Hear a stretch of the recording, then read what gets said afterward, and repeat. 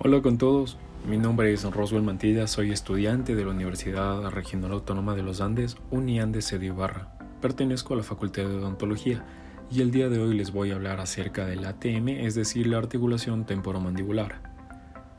Como una pequeña introducción, el ATM contiene lo mismo que el resto de las articulaciones del cuerpo humano, pues contiene dos superficies cartilaginosas cubiertas por una cápsula y una membrana sinovial.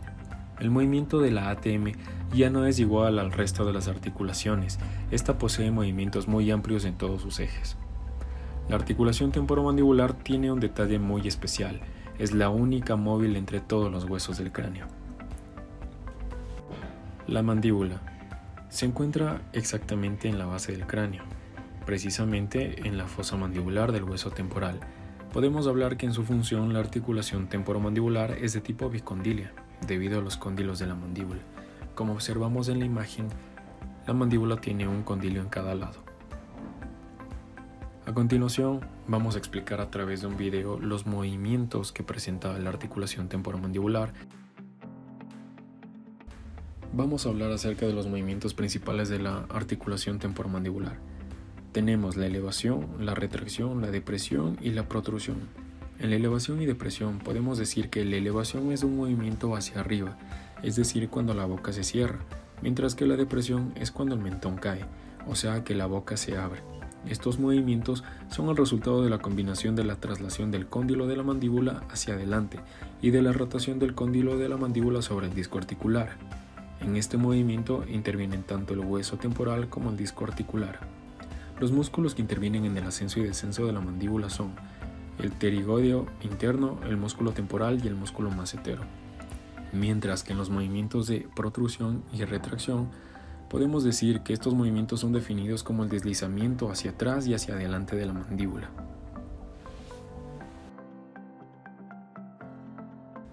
Como siguiente, vamos a hablar acerca de la cápsula mandibular. Como podemos ver en esta vista lateral, la cápsula articular está situada y se adapta en la fosa del temporal, pero primero vamos a definir qué es la fosa del temporal. La fosa del temporal es una superficie ósea, también conocida como cavidad glenoidea. Es una depresión profunda que se encuentra por debajo del hueso temporal, como estamos viendo en la imagen ilustrativa. Este hueso hace un medio de unión. Vamos a notar sus orientaciones, por ejemplo hacia arriba, en el hueso temporal, se insertan en los siguientes puntos. Hacia adelante está el tubérculo articular, hacia adentro pasa por la espina del esfenoides y hacia afuera se linda por la apófisis cigomática del temporal. Apófisis condiliar de la mandíbula. A este se lo compone de un cóndilo que hace referencia a una cabeza que cabe en la fosa mandibular y su articulación es de tipo sinovial. Su superficie está recubierta por fibrocartílago. Estos fibrocartílagos son la cápsula articular y el ligamento temporomandibular lateral del que ya habíamos hablado anteriormente.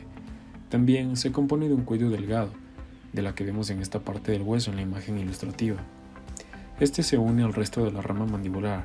La rama mandibular compone toda la superficie ósea que sostiene el músculo macetero. Los nervios. Esta parte es muy importante dentro del funcionamiento de nuestro ATM.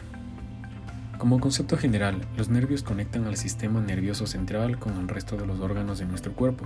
Su función es transmitir la información al sistema nervioso central y conducir sus órdenes a los órganos encargados de ejecutarlas. Como en este caso, estos se encargan de dar las órdenes del movimiento de nuestra mandíbula. Ahora, mencionaré los nombres de los nervios que cruzan por la articulación del ATM.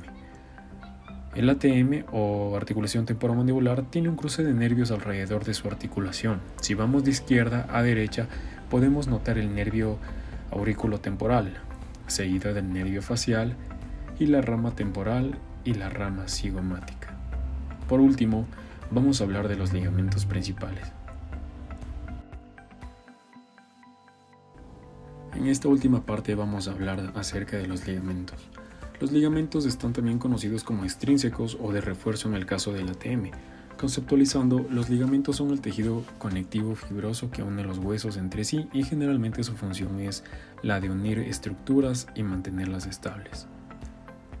Uno de los ligamentos es el esfeno mandibular. Va desde la espina del esfenoides hasta la língula de la mandíbula. Actúa y delimita un pequeño espacio conocido como el foramen cóndilo ligamentoso. El segundo ligamento principal es del estilo mandibular.